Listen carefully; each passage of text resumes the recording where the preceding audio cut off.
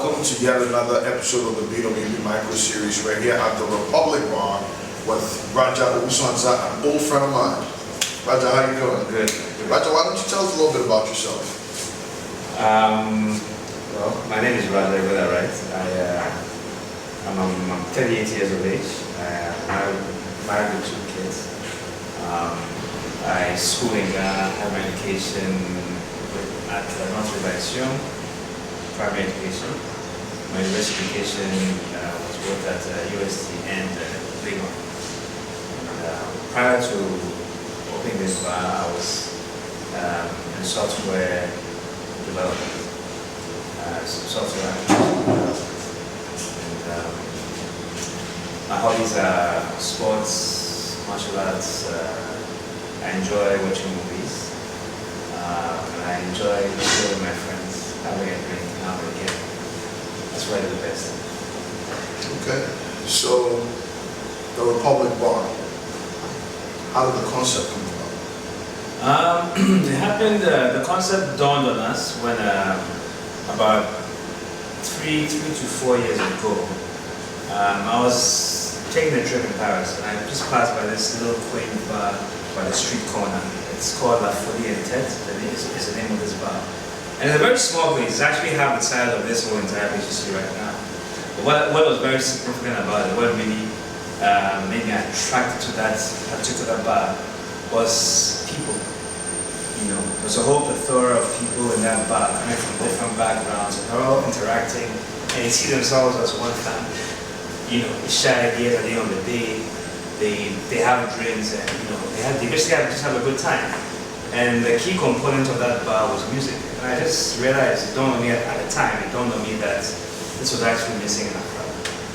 So coming back to Ghana at the time, I was outsourcing some of my IT jobs to India. You know, and I realized that this particular environment, the Republic, which used to be my office space, as you remember, right? Was actually becoming redundant. You know, in terms of, because we didn't really need most of the development work. So it wasn't there taking place in my house where I was coding or with my colleagues in India.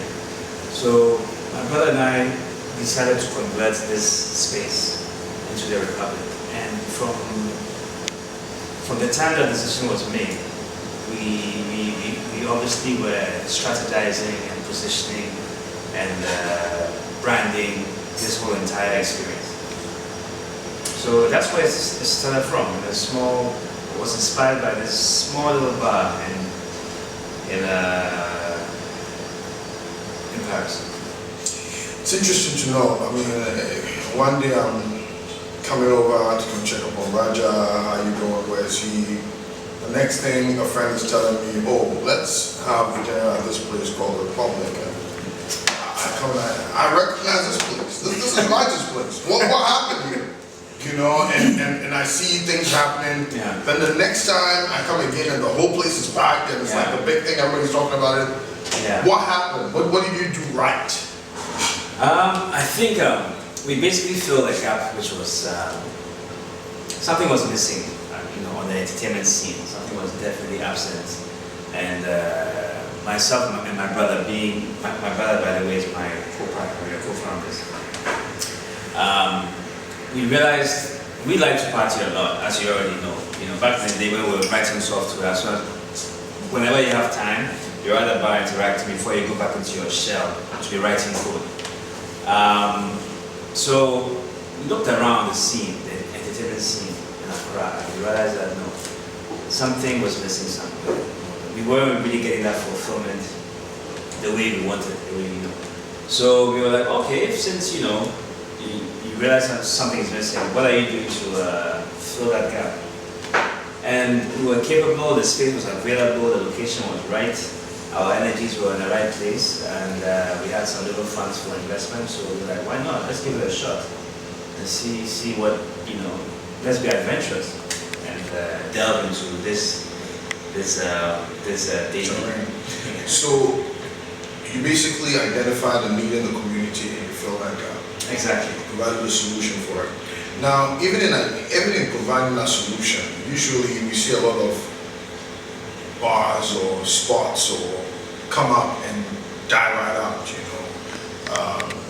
there has to be something that you kept with your brand that kept people coming. Also, one thing we've noticed is your crowd is very mixed. You have a lot of expats mixed with some locals.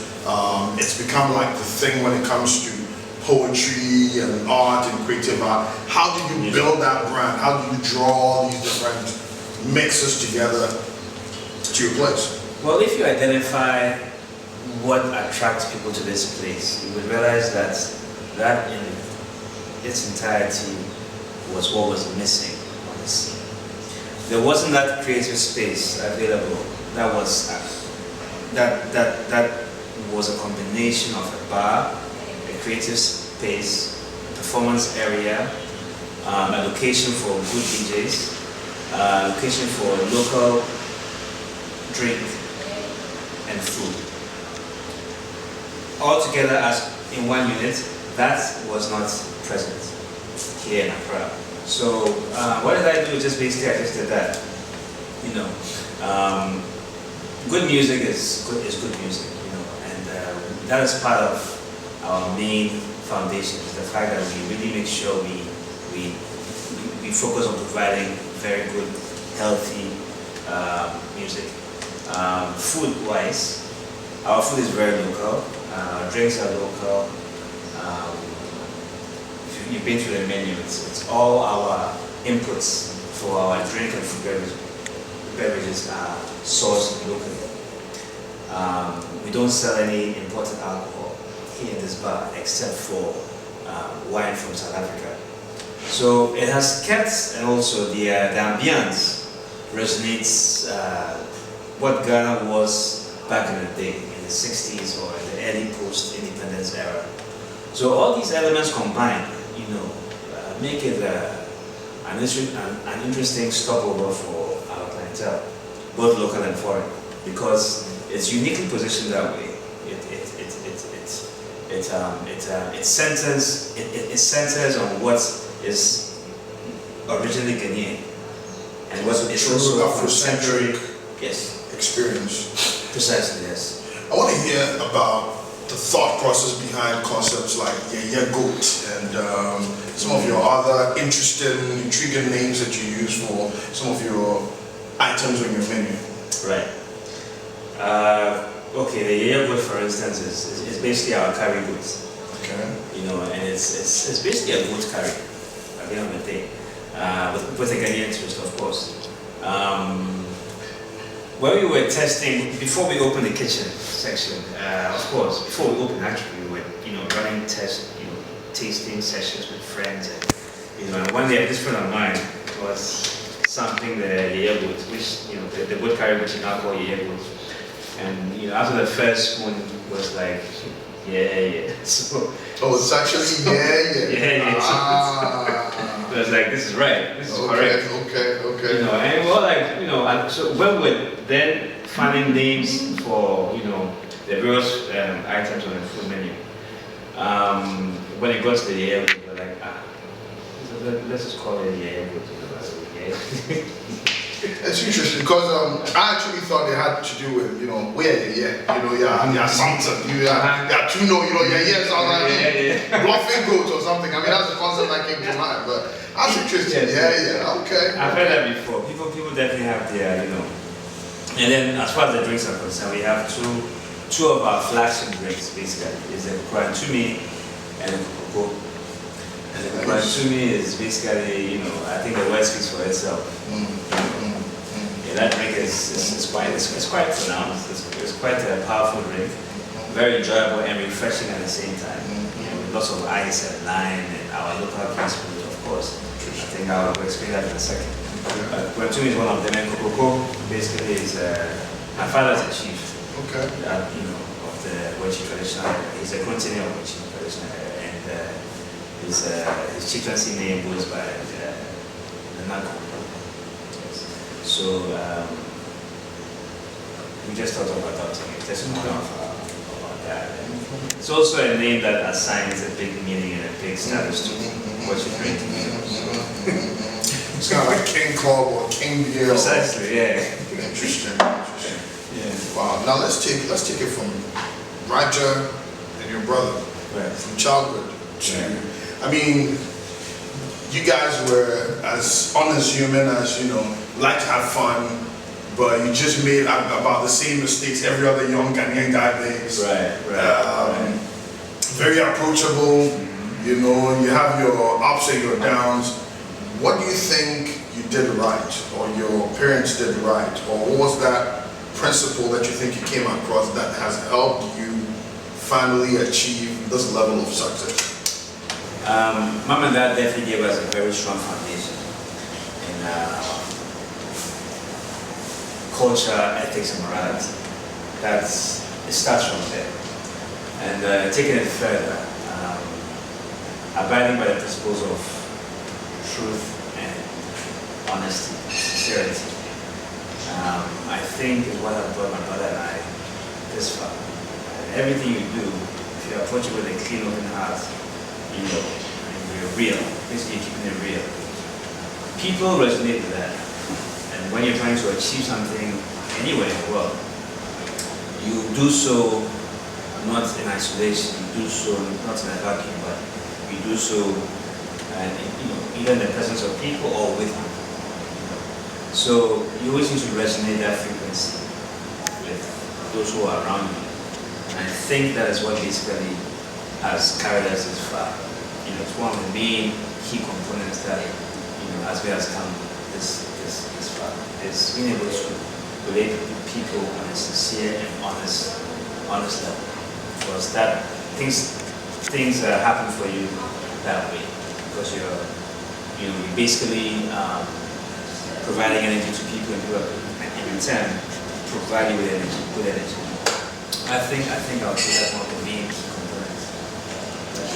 Besides the fact that you've obviously impacted the community in one way and you've created a benefit to the community, what other benefits have you arrived from this venture as you got into it?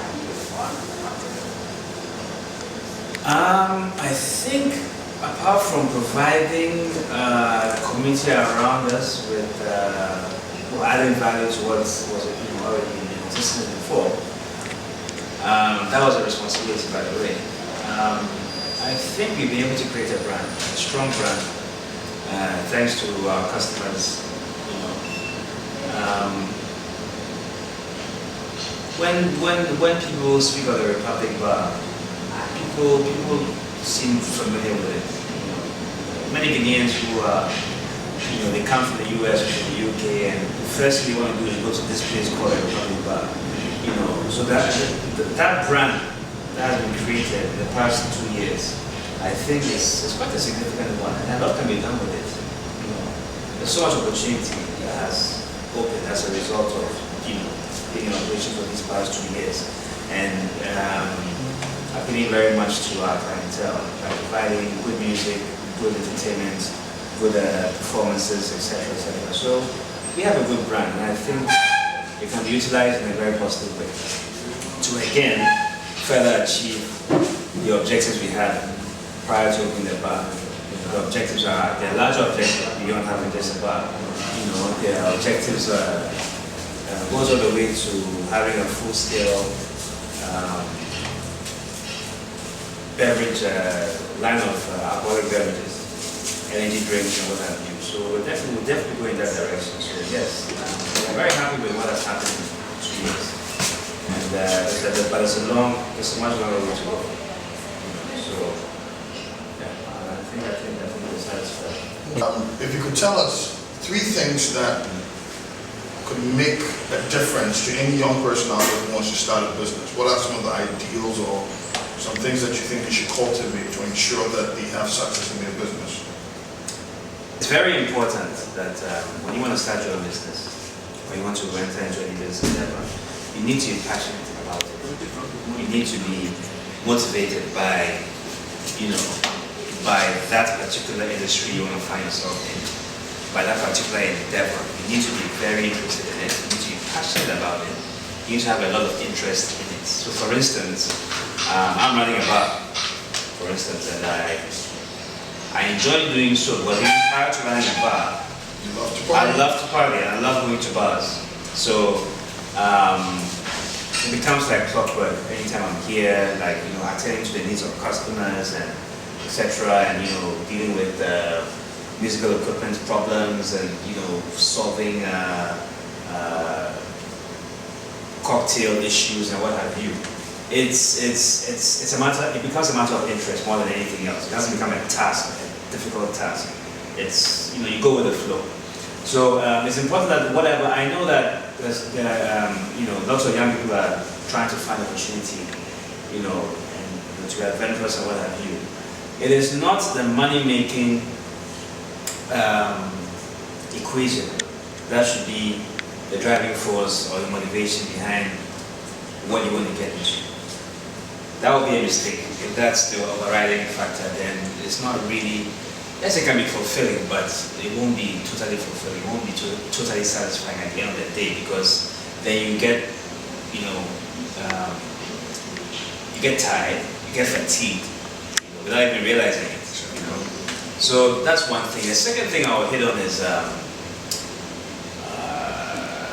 issue of course, we all know the issue of access to finance in this country. It's very difficult obtaining finance for any investment.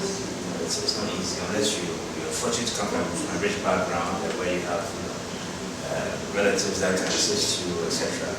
I would like to call on both the older, people of our society to be sensitive to this problem that young people have, because it's really indeed is a problem. So many young people with bright ideas that cannot move forward because they're stagnating because there is no capital or finance to but I also like to urge young people to not give up. They need to be able to package their ideas and sell their ideas to Ghanaians who are not just Ghanaians, the whole world basically. To sell their ideas, because this is a budding, thriving ground for business. I mean, they don't call it an emerging economy for nothing. I know we have our problems, but there's a lot of potential. There's a lot of, in various sectors of the economy, there's a lot of potential to making a lot of money if you want, But of course, you need to be able to sell your idea to obtain finance to, to make it fly. And young people need to be able to be targeting people in this country who have spare change, let's say, who want to invest. But there's a lot of older folk here in Ghana who have lots of capital in the bank, but are lacking the ideas. Because now we're now in a new era. I mean, for instance, if you're a software developer and you have this great idea for the creation of an app that can do so many wonderful things and create an interesting revenue stream, and you need finance for that. Obviously, an older person will not really understand what an app is, what it does, etc., etc. But at the end of the day, if the two meet each other and form that bridge, the sky's the limit. You can end up having a map that can be created in Ghana, financed by an older guy or woman, that will reach every corner of the world, as far as it being used. So that's the second thing. I think the third one I'd like to hit on is you need to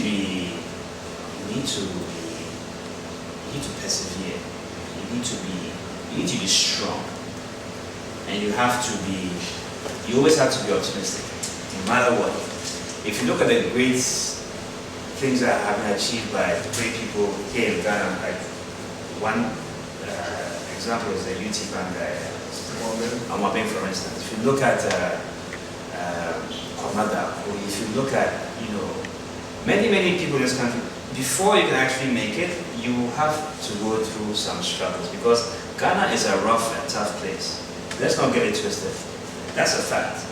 It doesn't mean that you can't achieve anything too. You just simply need to take the bull by the horns and never give up. You need to move, and it's almost